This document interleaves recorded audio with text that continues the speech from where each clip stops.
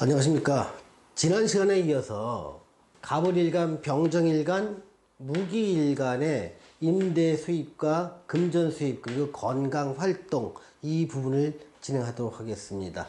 자, 지금 보통 이 연세가 66세, 67세쯤 되면 보통 임대 사업을 하시는 분이 꽤 많습니다. 또 부동산, 그것이 이제 부동산 임대 시설도 있고요. 시설 임대 사업도 있습니다.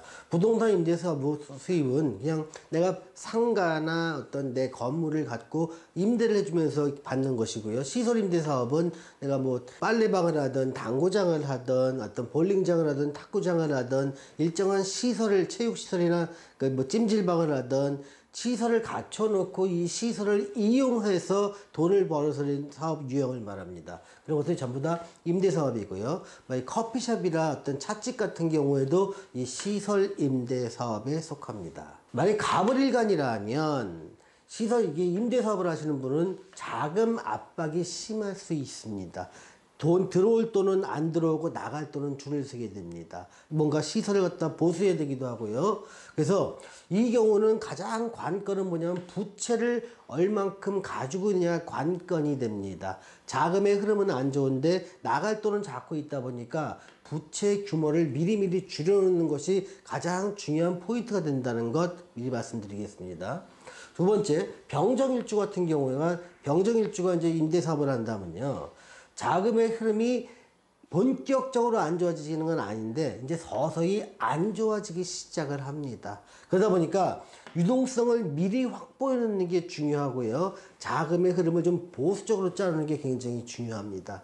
또 문서운이 들어오다 보니까 신규 부동산을 취득함으로 인해서 자금의 압박이 좀 걸리는 경우가 있습니다. 이런 경우는 지금 당장은 아니지만 이렇게 문서를 쥐임으로 인해서 거기서 그로 인한 자금의 압박이 2, 3년 후에 다가올 수 있다는 것을 알려드립니다.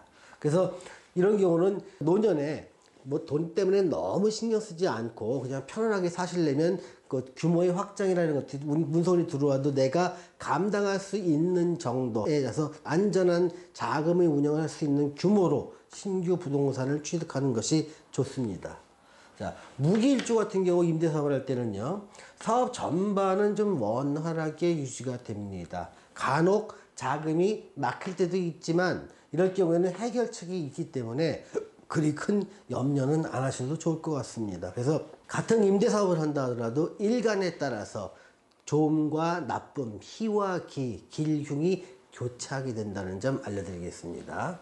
자, 금전 수입 전반적으로 이제 어떠한 형태로도 뭐 남편이 주거나 와이프가 주거나 내가 어떤 뭐 투자 수익이 있거나 다양한 것들을 갖다 이제 종합적으로 어떤 연금이 있거나 그런 것들 금전 수입 측면에서 한번 바라보겠습니다. 자, 갑을일간 같은 경우는요, 수입보다 지출이 좀 많은 시기가 됩니다.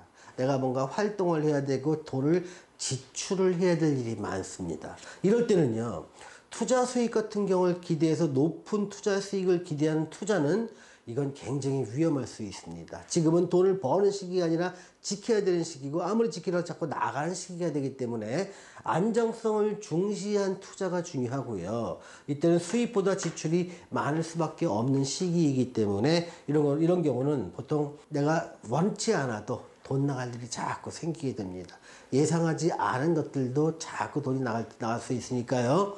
돈을 좀 여유를 좀 있게 예산을 좀 책정하는 것이 굉장히 중요합니다. 자, 병정일가 같은 경우가 있습니다. 병정일가 같은 경우에는요, 요식업 종사자가 이때가 가장 힘듭니다. 또 보수적 관점에서 돈 관리가 좀 필요하고요. 수입은 점차 자꾸 줄어들게 됩니다. 물론 나이에 따라 그럴 수도 있지만 어떤 분들은 나이를 먹어도 수입이 늘어나는 분도 있습니다만 병일간이나 정일간 같은 경우는 점차 안정된 수입이 인연을 기반으로 해서 좀 변화되면서 줄어들게 됩니다. 그러다 보니까 여기서는 뭔가 변화가 필요합니다. 내가 그동안 해왔던 거를 그대로 오랫동안 끌고 와서 그대로 하려고 치면은 수입이 안정화가 안 됩니다. 자꾸 줄어들게 됩니다. 그래서 이 변화가 해야 되는데 제가 서두에도 말씀드렸지만 이민년은 상당히 사회적으로 변화가 많은 시기입니다. 사람들의 요구가 바뀌고요. 생활 패턴이 바뀌고 제도가 바뀝니다. 또 활력이 있으면서 자기가 생각하지 못한 쪽으로 커다란 기회가 올 수 있는데 기존에 내가 해왔던 거를 그대로 하려고 치면 금전 수입에서는 자꾸 막힐 수밖에 없습니다. 이제는 변화에 눈을 좀 뜨고 그것이 나한테 할 수 있는지 없는지 이 여부를 갖다가 살펴서 그 변화에 편승하는 전략이 좀 필요할 것 같습니다.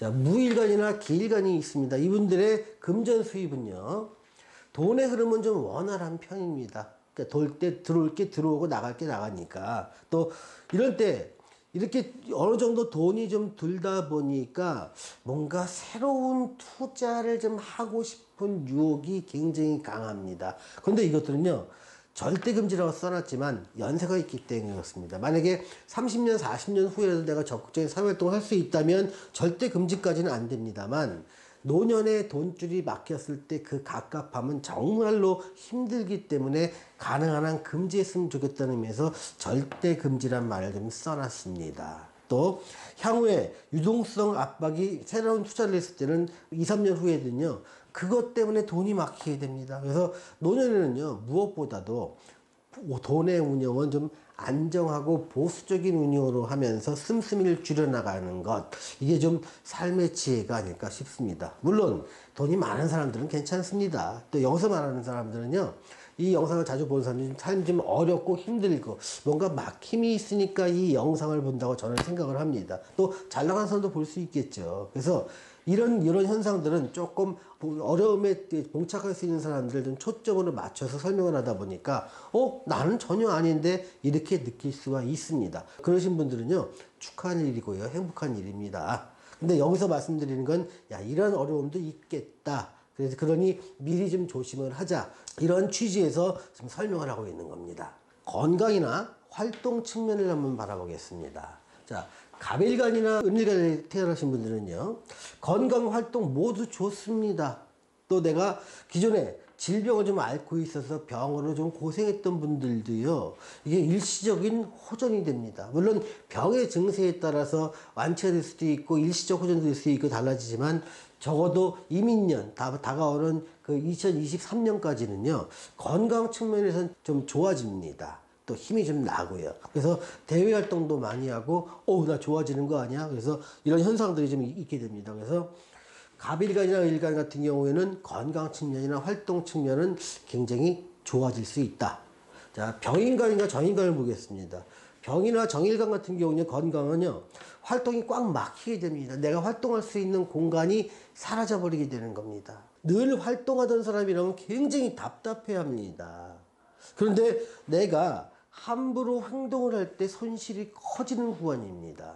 그러다 보니까 답답함을 못 이기고 어떻게 내가 뭔가를 억지로 하고 상황을 바꾸려고 하자 할 때 큰 손실이 따르기 때문에, 올해는 이제 답답하구나. 내가 지금 답답하게 지내는 게 이 당연한 거구나. 자연의 운기구나. 그러면서 좀 수긍할 필요가 있습니다.